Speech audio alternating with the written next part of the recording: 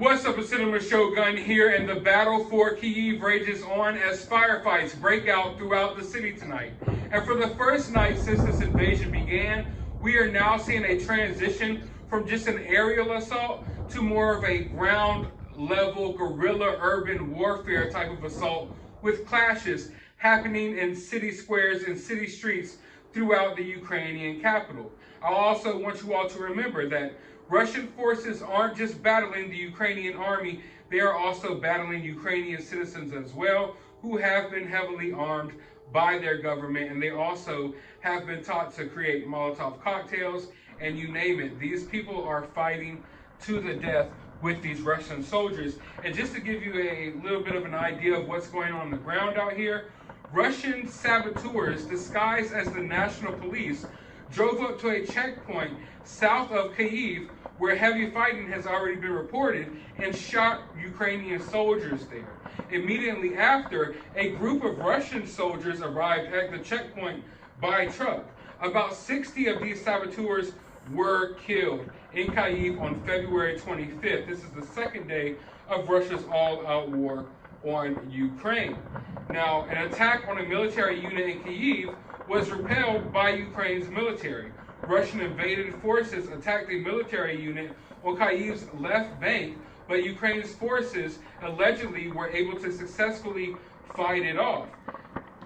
Also, Ukraine's air defense downed a Russian transporter carrying paratroops near Kyiv. This aircraft was reported to be carrying up to 150 troops. There's also been more shelling reported near power plant Kyiv. This is the second time in the past 24 hours that Russians were trying to attack a thermal power station near Kyiv's northern left bank.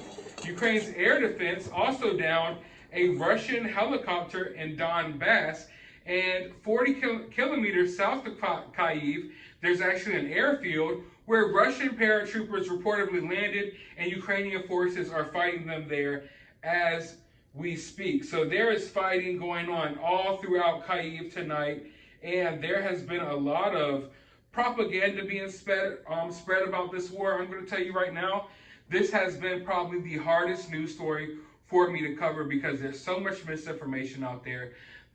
Each side is claiming, different things, but I'm doing my best to bring you all the facts. But some of this information might be misconstrued because it is coming from at least some of the information is coming directly from the Secretary of Defense of Ukraine and various generals throughout Ukraine. So it might be in their best interest to overinflate some of these numbers, but I'm just giving you the numbers as accurately as I can. I want you all to understand that there's no getting any numbers or statistics from Russia.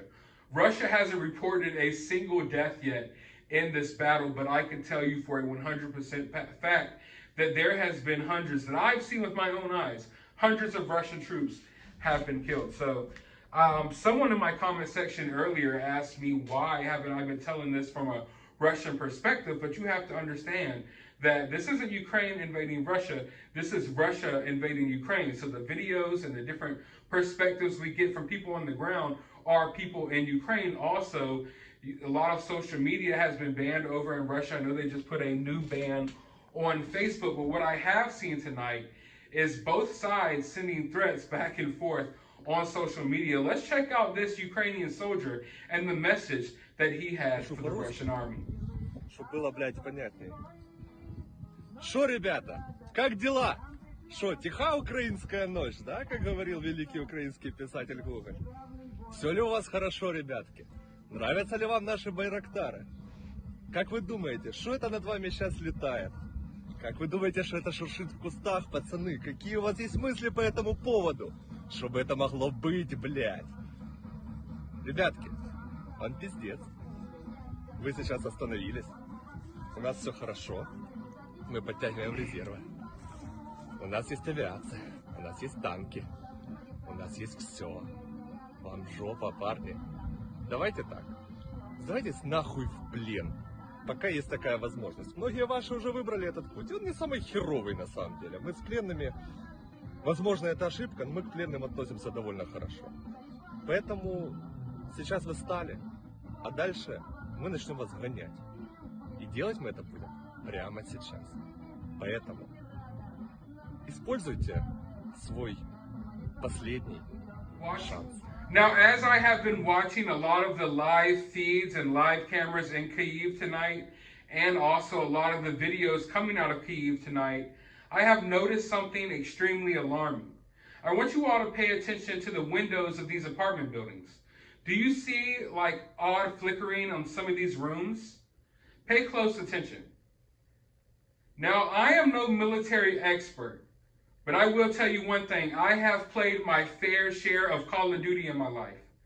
This right here looks to me like this is a signal from a Russian sniper. Now, it could be from a Ukrainian sniper as well. I'm not sure what side this person is on that are in these, or these people are on, or that are in these random rooms in Ukraine. But this looks like signals from snipers that have high positions in the city that are giving signals to people on the ground, letting them know that they have, clearance to pass, in certain areas, because the sniper will be watching their back. The sniper has a vantage point from these high rises in Ukraine where they can see and survey areas on the street. And through these flickering of these lights in these apartment buildings, they're letting soldiers know where they can move and where they can transition to safely. Also giving them, and heads up that they have backup, that even if they're unsure if they can move, that at the very least, they have a sniper backing them up. Now, I can't confirm what side this sniper is on, but I can tell you for almost 100% fact that I believe that is what this is. Now, I can't confirm that.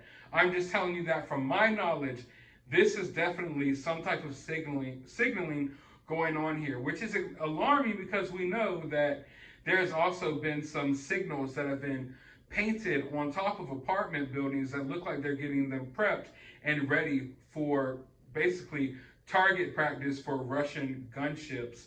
And the situation is just extreme. Now, America just announced that they are ready and willing to stage a rescue effort to get the president of Ukraine out of Ukraine.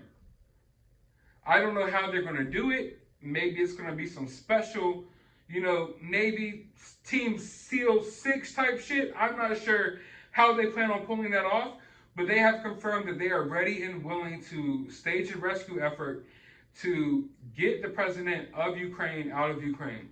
The president of Ukraine has declined. He said he is staying and fighting with his citizens. Now, Russian propaganda is trying to tell people in Russia that the president of Ukraine has his tail, stuck between his legs and that he's scared and he is running away. So the president of Ukraine taped this message to let them know that he isn't going anywhere. Let's take a look.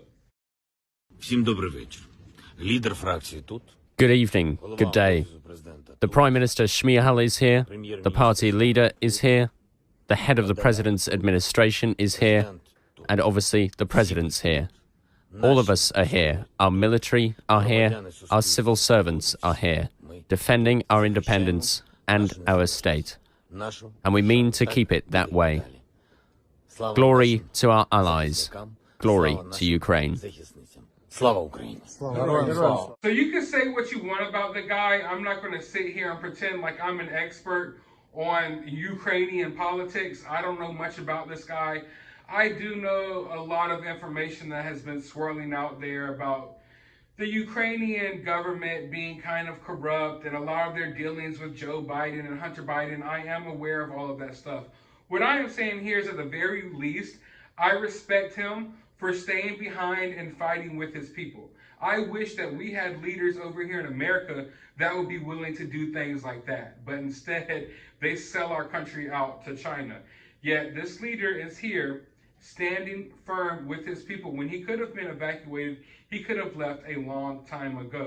And there's one image floating around that I think speaks volumes. I think this is one of the most significant images from this whole entire conflict. Right here, you see two leaders of two countries.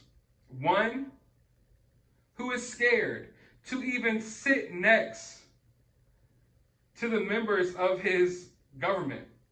One who's scared to sit next to his military generals because he's scared of being poisoned. Vladimir Putin has to sit several yards away from anyone because he's scared. And then we have another leader, the president of Ukraine, who has a bulletproof vest on, a helmet, walking around with his generals, walking around with his soldiers, fully prepared to defend his land. And I think that speaks volumes. But I want to know your thoughts about the situation down in the comments below. While you're down there, hit that thumbs up button, hit that subscribe button, ring that notification bell if you want to be notified of the next update coming out of this conflict. And as always, please pray for everyone involved in this situation, because at the end of the day, it doesn't matter who we point the fingers at here. The people mostly affected are people that have nothing to do with any of this. It's the innocent civilians who are the most affected.